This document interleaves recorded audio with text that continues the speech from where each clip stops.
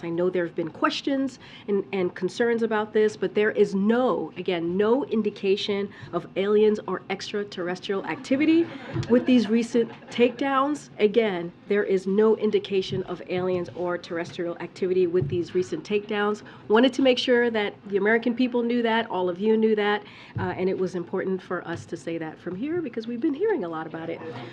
I'm not. Would you tell us? I'm just, I loved E.T., the movie, but I'm just going to leave it there. Okay? Thanks for clearing that up. It makes my job easier.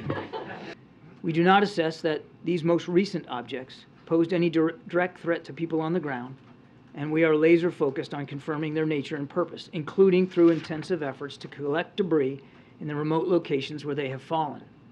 We assessed whether they posed any kinetic threat to people on the ground. We did, however, assess that their altitudes were considerably lower than the Chinese high-altitude balloon and did pose a threat to civilian commercial air traffic. And while we have no specific reason to suspect that they were conducting surveillance of any kind, we couldn't rule that out.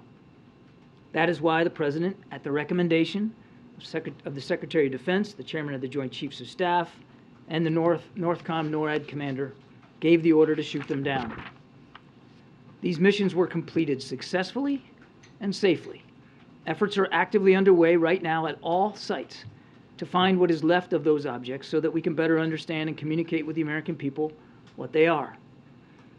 If the objects don't pose a military threat and they don't pose a threat to anybody on the ground, why shoot them down? Even though we had no indications that any of these three objects were surveilling, we couldn't rule that out.